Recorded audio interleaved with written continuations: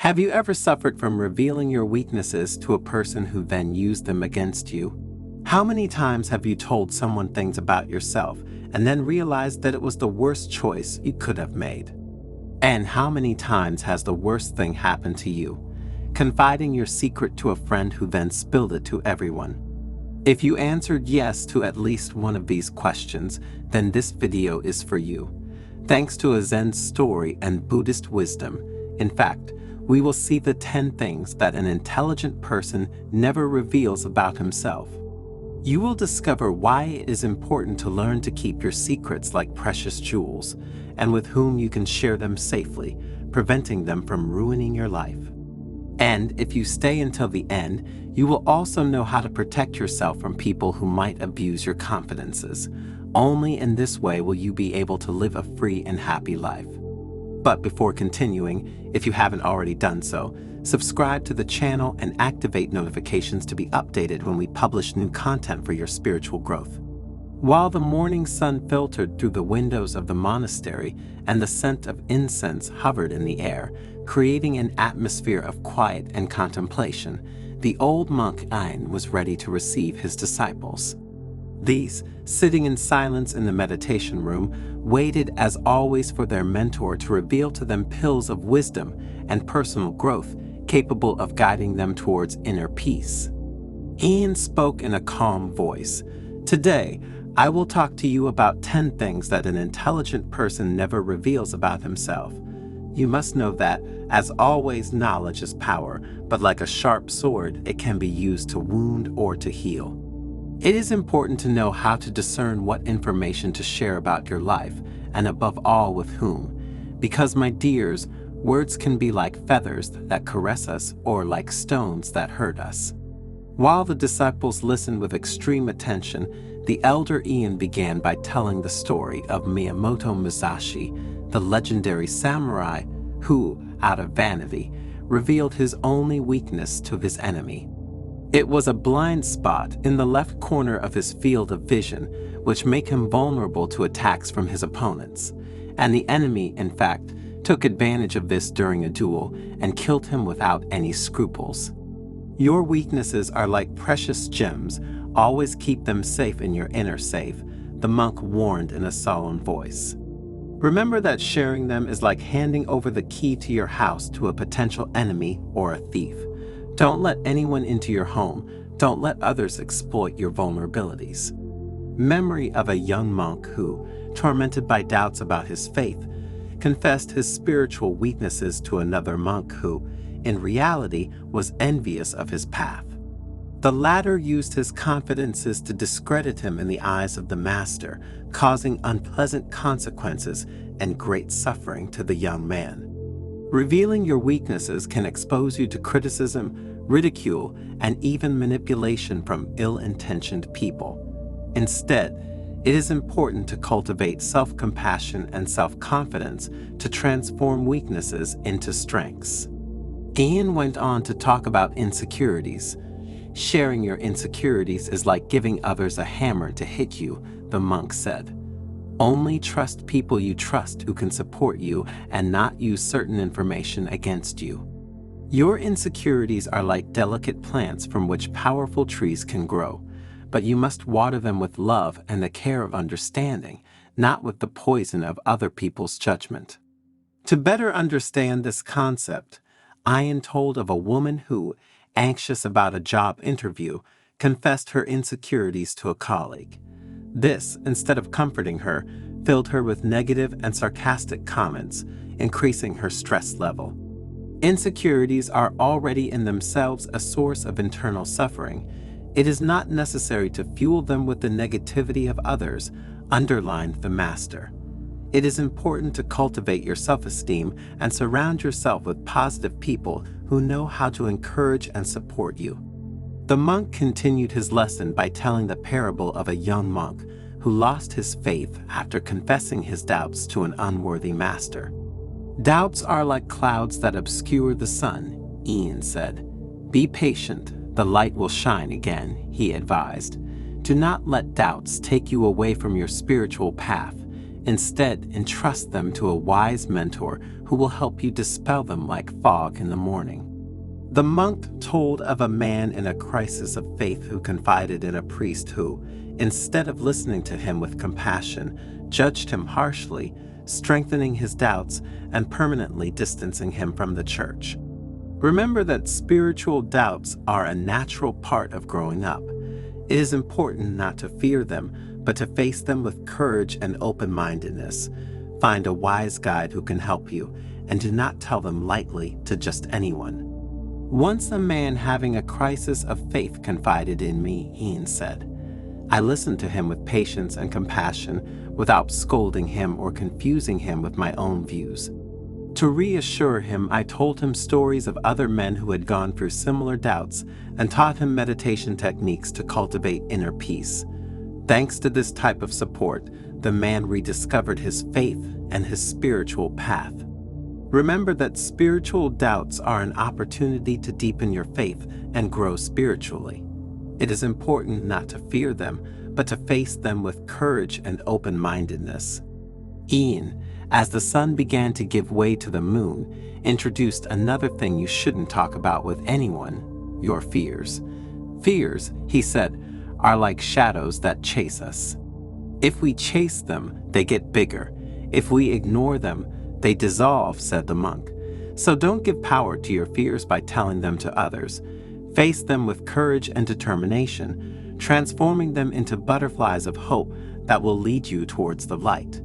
Think of a child terrified of spiders who tells his fear to a friend who, as a joke, scares him even more with invented stories and horrifying images.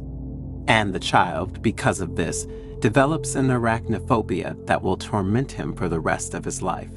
Sharing your fears can strengthen them and make them more real, added the monk. It is important, however, to face them with courage and with the help of competent people who can teach you how to manage and overcome them. Your future plans are another important thing that you should never talk about with anyone, Ian continued. Doing so could fill you with very rigid expectations that will pave the way for severe disappointments. Leave room for improvisation and surprise, suggested the wise mentor. Unveiling your plans is like shackling fate. Instead, make sure you embrace uncertainty with confidence, knowing that the journey is as important as the destination. Ian told his disciples about a woman who, longing to become a mother, told all her friends about her plan to have a child. When, after several failed attempts, she did not get pregnant, she felt frustrated and disappointed due to the constant questions and interference of others. Always remember that sharing your future plans can expose you to pressure and judgment from others, which can hinder the realization of your goals. For this reason, rather than talking about it, it is important to cultivate perseverance and self-confidence and persevere in your dreams despite difficulties. It is also important not to feel obliged to share your projects with everyone, but only with trusted people who can give us support. Negative experiences are like stones on the path. Do not stumble on the same stone twice, said the monk, introducing the sixth thing not to talk about with anyone. Don't wallow in the pain of the past, and only share it with those who can help you heal and heal your wounds. Make sure you turn your negative experiences into life lessons that will make you stronger and more resilient. One day, I decided to talk about a trauma I had experienced in the past to a group of people I considered friends, said a woman present at the lesson. These people, instead of understanding or at least respecting my point of view, began to judge me, causing me to fall into despair. And this, continued the monk, plunged you back into pain and hindered your healing process, making you lose precious time. The woman, moved by the empathy shown by the monk, replied that things had happened exactly like that. Sharing your negative experiences can be useful for receiving support and comfort, but it is important to do it with trusted people who know how to listen without judgment, added Ian, looking into the eyes of his disciples. Also, you don't have to get stuck in the past, remembering negative experiences that caused you pain. Instead, you must use these events to grow and become stronger than ever. While the candles and the fire in the fireplace warmed the atmosphere, making us forget the cold and the storm that raged outside the monastery, the wise master continued with the seventh lesson. The opinions of each of us are like seeds, he said. Plant them carefully in the fertile soil of mutual respect and avoid discussing controversial topics with people who display a closed and backward mentality. I remember a man who, during a dinner with friends, expressed his opinion on a very controversial political topic. The discussion degenerated into a heated argument with mutual insults and accusations, which ruined the evening and created tensions that never resolved.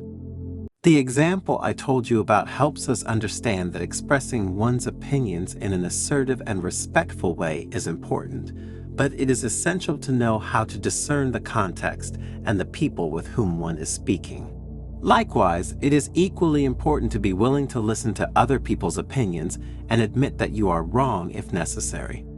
Mutual respect must always be the basis of our human connections. Material wealth is ephemeral. Don't flaunt it like a trophy, the monk warned, speaking of another topic not to talk about with anyone. The true wealth to be shared with generosity is what we have in our hearts and which can help others feel better. If we share this type of wealth, we set in motion a positive process that will have good effects on our karma. If, on the contrary, we share the wealth of our bank account, we ignite envy and jealousy. A man present at the meeting, who had earned a lot of money in his life through his work, said that flaunting his wealth with expensive clothes and luxury cars had led to isolation.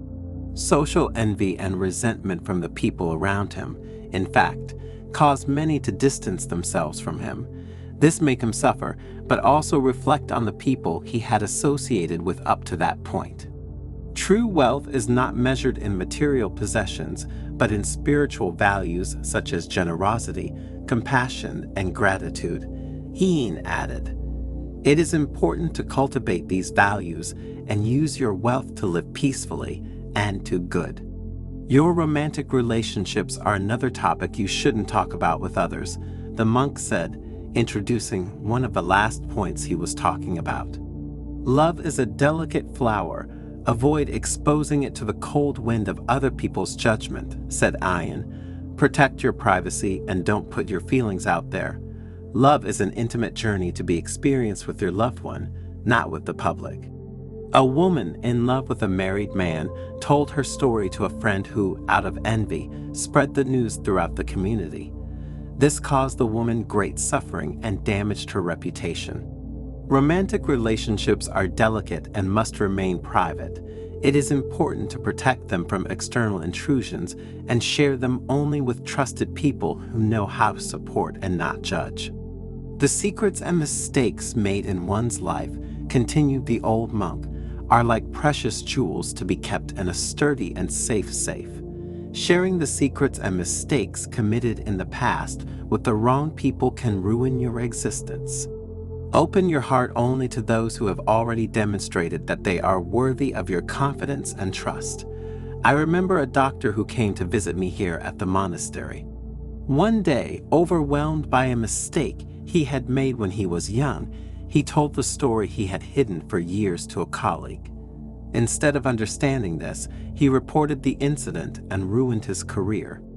The secrets and mistakes we have made, my dears, are a very fragile part of ourselves, and it is important to protect them and share them only with trusted people who know how to guard them with respect and compassion. Heen, while the disciples were grateful for what they had just learned, continued his lesson with a parable.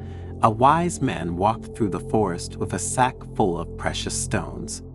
At one point, he met a thief who asked him what was in that sack. The wise man replied, "Only stones." The thief, disappointed, let him go. The wise man smiled. The true gems were hidden in my heart.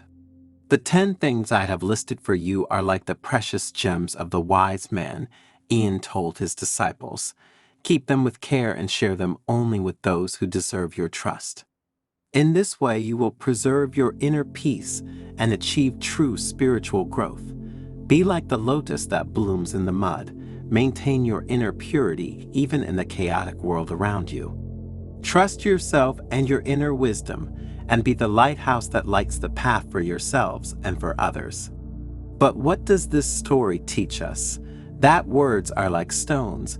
They can be used to build walls and bridges, or to hurt and destroy. That trust is a precious gift. It shouldn't be wasted on people who don't deserve it. It teaches us that true strength does not reside in external things, but in our heart.